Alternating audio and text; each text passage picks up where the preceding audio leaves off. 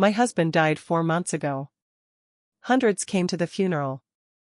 Everyone talked about Douglas as if he'd built the empire alone, and I let them, because that was our arrangement from day one. He was the public face. I was the engine underneath. It worked for 45 years. But now he was gone, and Grant, steered by Brianna, believed it was his turn to claim what was never his. A week after the funeral, Grant sat across from me in my own living room, the house I bought with my own money in 1982, Brianna beside him. Mom, Dad named me president before he died. It's time for you to transition. You can be an advisor if you want, but Brianna and I are going to live here. This house is too big for one person. There's a guest house on the coastal property, you'd have your space, and we'd be close. I looked at him in silence. Brianna wore a smile that said we did it. And what if I don't want to move? I asked, calm. Grant sighed like I was a stubborn child. Mom, be reasonable. Dad left everything arranged. The will is clear.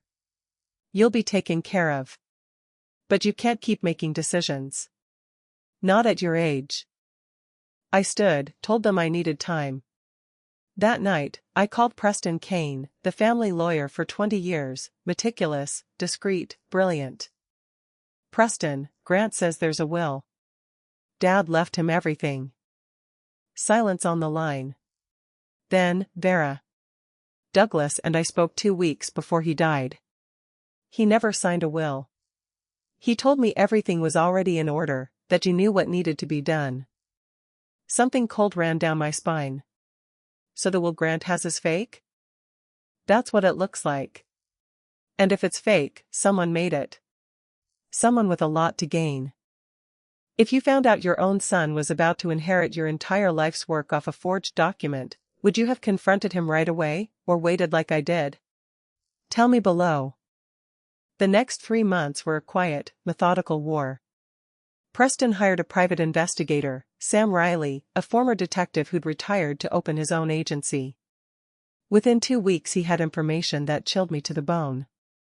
Brianna had hired a corrupt attorney named Gerald Finch, a man with a documented history of forgery across 3 states. They'd fabricated the will using a fake notary and forged Douglas's signature with startling precision. Almost perfect. But Preston knew my husband's real signature better than anyone alive, the pressure of his stroke, the angle of his final letter. The forgery had inconsistencies only an expert would catch. Then Sam laid photographs across Preston's desk. Brianna, with a man who wasn't my son, mid-50s, gray hair, expensive suit, the smile of a predator. Restaurants. Hotel entrances. A silver sports car. One photo, unmistakably, a kiss. His name is Anthony Blake, Sam said. Owner of a restaurant and bar chain, net worth around $15 million. Married, 3 kids. Brianna's lover for the past 2 years. 2 years. While Douglas was dying. While I sat, then Sam played an audio recording. Brianna's voice, unmistakable, from a hotel room. The old man won't last much longer. Doctors gave him weeks. As soon as he dies, Grant inherits everything. The old lady's easy, she's so broken she'll sign anything to avoid a fight with her son. Anthony's laugh, cruel and lazy. And after that, my love, how much longer do we keep up the charade? A few more months. I need everything in Grant's name first. Then you and I are gone. Sell the properties, liquidate what we can, disappear. He'll be left with the crumbs. I stopped the recording. I couldn't listen anymore. I want everything documented, I told Preston, my voice flat and cold. Every detail, every lie. And I want it ready for the day of the will reading. Preston frowned. There won't be an official reading. Douglas didn't leave a will. I know, I said. But Grant thinks there is one. Brianna thinks there is one. And they'll want a public reading, to humiliate me in front of everyone, so the whole company watches them win. I smiled, my first real smile in months. So let's let them plan their little show. And let's ruin it. 6 weeks passed. Grant and Brianna pressured me harder each visit. Finally, Mom, we've scheduled the reading for October 15th, in the boardroom, with all the senior staff present. It's what Dad would have wanted. What Dad would have wanted. As if either of them had ever asked. The night before, my oldest friend, Marlene Ford, came over. We'd known each other since we were 14, through my wedding, Grant's birth, Douglas's illness, the funeral. I told her everything over Earl Grey tea. She set her cup down so hard I thought it would crack. That snake. Vera, how have you kept calm through all of this? I'd have strangled her. Because if I lose control, I lose the advantage. Tomorrow needs to go perfectly. I'll be there, she said, taking my hands. Sitting where you can see me. You'll need one friendly face when everything blows up. Preston had prepared meticulously, certified copies of the original Articles of Incorporation, proving I held 70% of the company shares, Douglas only 30%. Our prenuptial agreement, keeping individual assets separate. 3 independent graphology reports confirming the forged signature. The photographs. The recordings. Bank and hotel records. Everything. At 6 the next morning, I dressed carefully, a pearl gray suit, elegant but understated, minimal makeup. I wanted to look exactly like what I was, a dignified, grieving widow.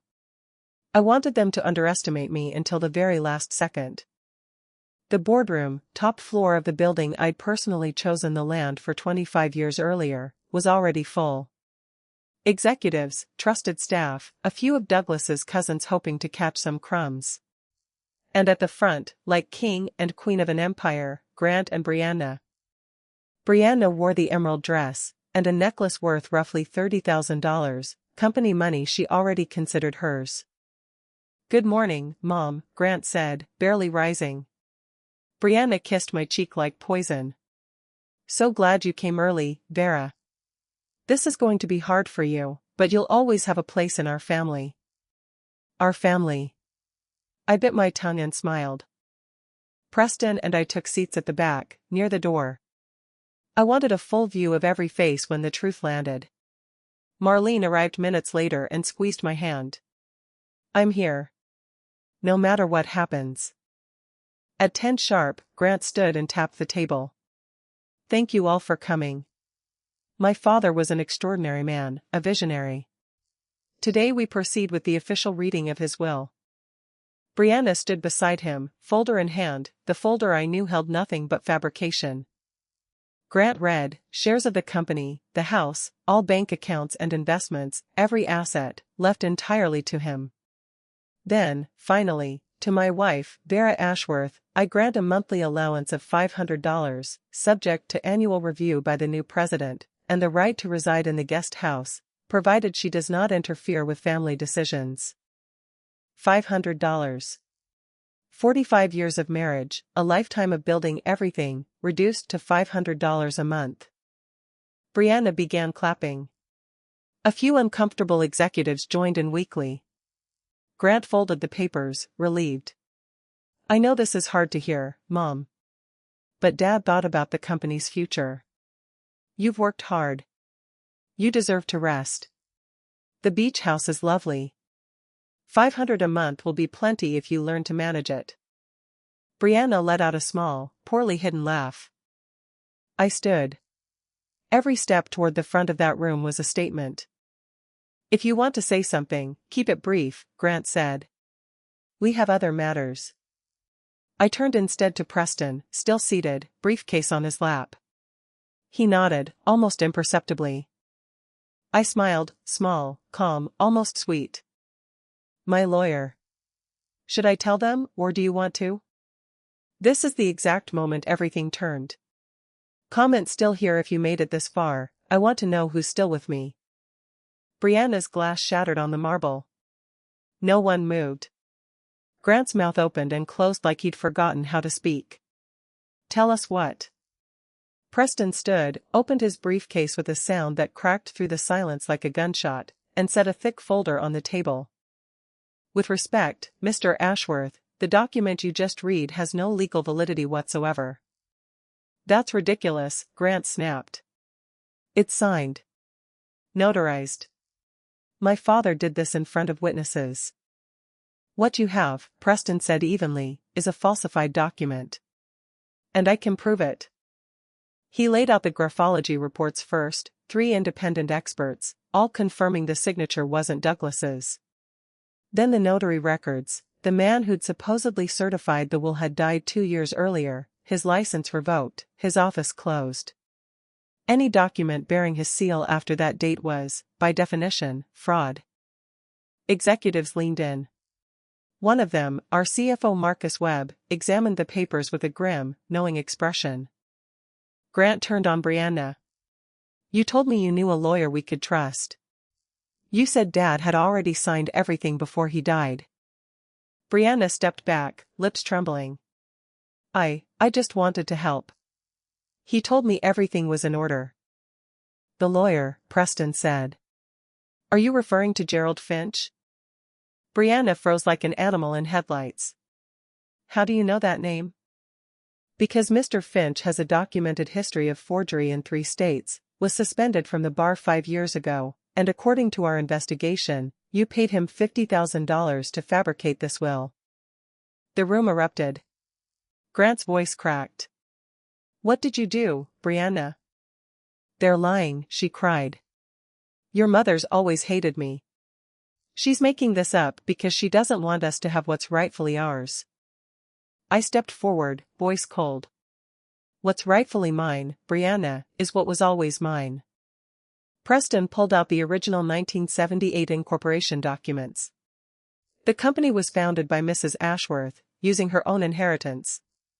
Douglas joined 3 years later as a minority partner, holding 30%. Mrs. Ashworth has always owned 70%. Always. Grant stared at the document, then at me, like he was seeing me for the first time in his life. You never said anything.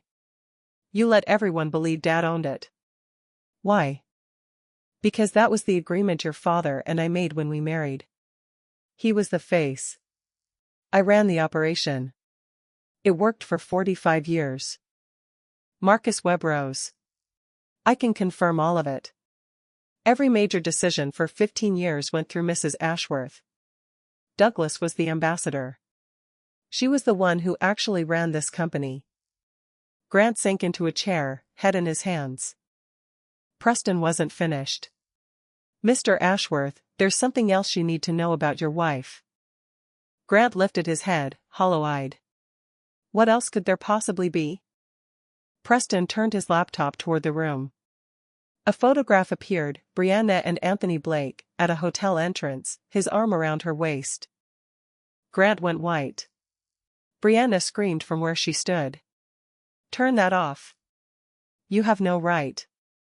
Preston kept scrolling, restaurants, an apartment building, hands intertwined in a park. His name is Anthony Blake. 52, married, 3 children. Your wife's lover for the past 2 years. 2 years, Grant repeated, hollow. Then the recording played, Brianna's own voice, discussing Douglas's death like a countdown, calling me easy to manipulate, calling Grant naive enough not to notice he'd been left with crumbs. Grant gripped the edge of the table to keep from falling. Crumbs. You were going to leave me with crumbs. Michael, please, Brianna sobbed. I love you. Anthony means nothing, it was a mistake. Shut up. Grant's shout silenced the room. 2 years, while my father was dying, you were planning how to rob us. He turned to me, and for the first time in years I saw something in his eyes I recognized from when he was small, shame and real grief. Mom. I didn't know. I swear I didn't know. I walked to him and put a hand on his cheek. I know, Grant. I know. He fell to his knees and cried like he hadn't since his father's funeral. How could I be so blind? How could I believe I deserved something you built? I stroked his hair. You weren't the only one manipulated. But you need to understand, I lost my husband, and then I had to discover my own son was ready to leave me with nothing. That's your responsibility to carry. You're right, he said. I have no excuse. Preston pulled up one more file, an offshore account under Brianna's name, opened 8 months earlier, current balance $230,000, funded through joint savings, diverted bonuses, and falsified corporate transfers using forged authorizations. You committed embezzlement, Marcus said, stunned. Brianna slid down the wall, hyperventilating. This wasn't part of the plan. It had to work. Marlene spoke up sharply. Nothing?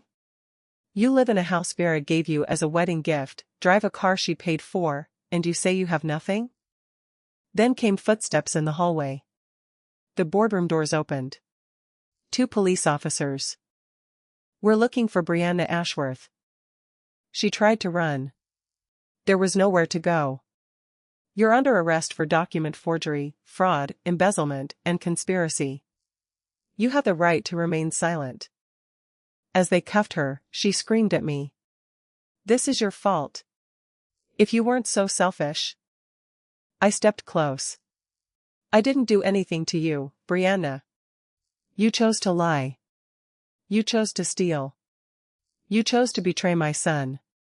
These consequences belong to you alone. They led her out, still screaming, until the hallway swallowed the sound completely. What remained was silence, heavy, but full of relief. Grant sat with his head in his hands. When he finally looked up, there was something new in his eyes, not just grief. Resolve.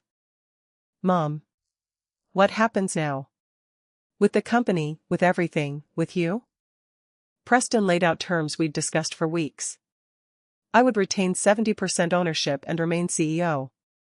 Grant would keep his operations role, reporting directly to me, salary reduced 40% for 2 years to offset what Brianna had stolen under his name. He and his soon-to-be ex-wife would vacate the house within 30 days. He'd move into a company-owned apartment. And he would attend family therapy with me for at least a year. I accept, he said immediately. Whatever it takes. You are my son, I told him. You will always be my son. This doesn't mean I've forgotten what happened. It means I'm willing to give you the chance to rebuild what was broken. He nodded, unable to speak, tears falling freely. If your child had been manipulated into betraying you like this, would you have given them a second chance, or walked away for good? I genuinely want to know. Comment below. Chelsea's, Brianna's, trial came 3 months later. The evidence was overwhelming, 8 years in prison, no parole for 5.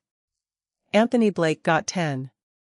Gerald Finch cut a deal, testifying against them both in exchange for a reduced sentence. Grant kept every promise. He moved into the small apartment. He showed up early, stayed late, asked questions instead of giving orders. Therapy was brutal at first. He had to face exactly how he'd treated me, and I had to face my own grief and the fracture of trust between us. But slowly, something honest grew where the old dynamic had been. 6 months later, he came into my office with a folder. I want to go back for a real MBA. Not for the title, to actually be good at this. And I want to volunteer, working with men who've been manipulated the way I was, so I can help them see the signs I missed. I hugged him. I am so proud of you. A year after that, he brought me another proposal, one asking to step down from his position, to start over in entry-level roles across every department, warehouse, finance, sales, to actually understand the company before ever leading it. You know this means less money, less prestige, I said. I know. I don't need the title to feel valuable anymore. I need to actually earn it. I hugged him harder than I had in years. This is exactly what your father would have done. One afternoon, I received a call from the correctional facility. Brianna wanted to see me. Against every instinct, I went. She looked like a different person, no makeup, short unkempt hair, thinner, older than her years. Thank you for coming, she said quietly. I know you didn't have to. Why did you want to see me? Because I need to say I'm sorry. I know it means nothing coming from me, but I needed to say it to your face. She told me about growing up poor, about convincing herself she deserved a piece of what we had, about betraying a man who genuinely loved her. There's no excuse. None. I appreciate that you found some clarity here, I told her. But I can't forgive you. Not now. Maybe not ever. You didn't just steal, you tried to destroy my family. I stood to leave. Use your time in here to become someone you can actually live with. Not for me. For you. I left feeling lighter, not because I'd forgiven her, but because I'd finally closed that door for good. At the company's 45th anniversary celebration, I stood at the podium in front of 300 people, employees, partners, friends, Grant in the front row, Marlene beside him, Preston near the back. 45 years ago, a 23-year-old woman inherited some money and decided to build something with it instead of spending it, I said. That woman was me. This company was founded by me, built by both my husband and myself, and defended by me, when it needed defending. The applause turned into a standing ovation. I've learned that real success isn't measured in titles. It's measured in the impact you leave on others' lives. I've learned that forgiveness doesn't mean forgetting, it means releasing the weight so you can move forward. And I've learned that second chances, given to the right people, can genuinely transform them. I looked at my son. Grant made terrible mistakes. But he found the courage to admit them, the humility to apologize, and the discipline to actually change. That is all any of us can ask of another human being. That night, in the study Douglas and I once shared, I opened my journal and wrote. Today we celebrate 45 years. 45 years of work, sacrifice, love, loss, betrayal, and forgiveness. I have been a wife, a mother, a businesswoman, a widow. But tonight, finally, I am simply Vera, a woman who knows her worth, defends what's hers, forgives when she can, and lives without asking anyone's permission. I closed the journal, turned off the light, and slept, not because the fight was over, but because I had finally won it without losing myself in the process. If you've ever had someone underestimate what you built, or try to take it from you, I want to hear your story. Tell me in the comments where you're watching from, and whether you've ever had a moment where you finally stood up and said enough. If this story moved you, like it, subscribe, and turn on the bell, for everyone who's ever been told they don't deserve what they built. I'll see you in the next story, where another woman learns exactly what she's capable of.